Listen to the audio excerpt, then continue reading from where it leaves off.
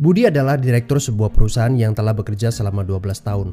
Gajinya besar, di atas 100 juta per bulan. Dia pikir tak ada karir yang lebih baik lagi dari apa yang dia kerjakan sekarang. Punya rumah dan 2 mobil.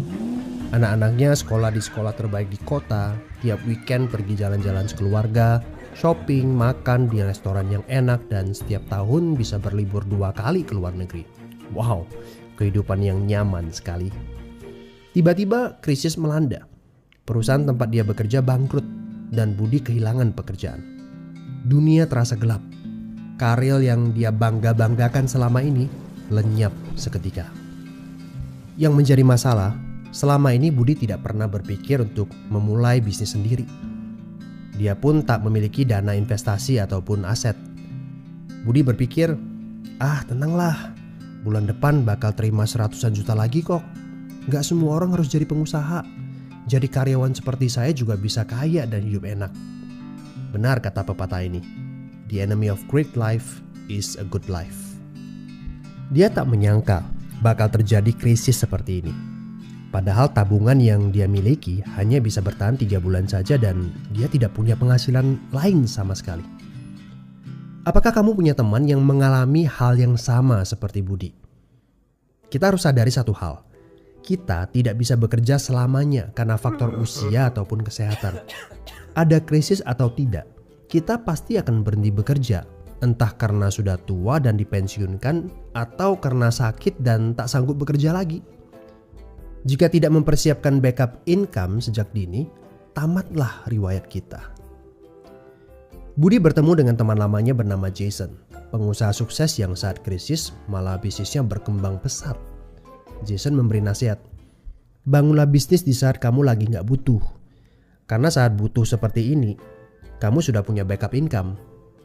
Sebenarnya ya Bud, waktu terbaik untuk memulai bisnis adalah beberapa tahun yang lalu. Tapi jangan khawatir, waktu terbaik kedua adalah saat ini. Gak ada kata terlambat. Dari pengalaman Budi, kita belajar bahwa penghasilan yang besar saja tidak cukup jika itu sangat bergantung kepada pekerjaan kita. Sekali kita berhenti bekerja, penghasilan pun ikut berhenti. Pernahkah Anda berpikir bahwa ada konsep yang lebih baik? Perhatikan ini.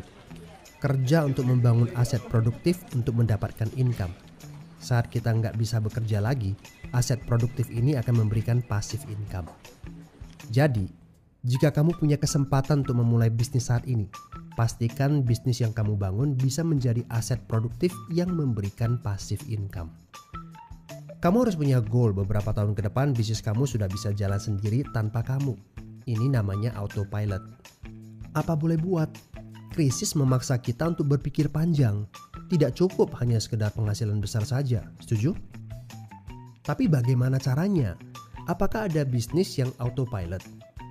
Jika kamu jeli, ada bisnis yang memiliki sistem yang dirancang untuk berkembang sendiri.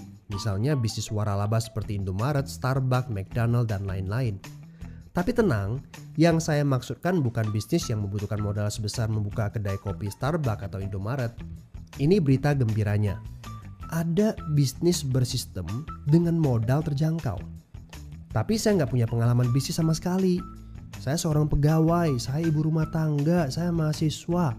Apakah punya kesempatan untuk sukses berbisnis? Oh tentu. Video ini memberitahu Anda bahwa semua orang punya kesempatan untuk sukses berbisnis asalkan mereka diperkenalkan bisnis yang tepat dan berkolaborasi dengan tim yang memiliki sistem yang telah terbukti. Informasi yang akurat, ini yang Anda butuhkan. Hubungi teman yang mengirimkan video ini kepada Anda.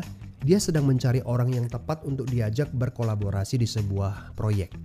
Mari kita cari tahu, apakah kalian bisa cocok untuk kerjakan proyek ini bersama.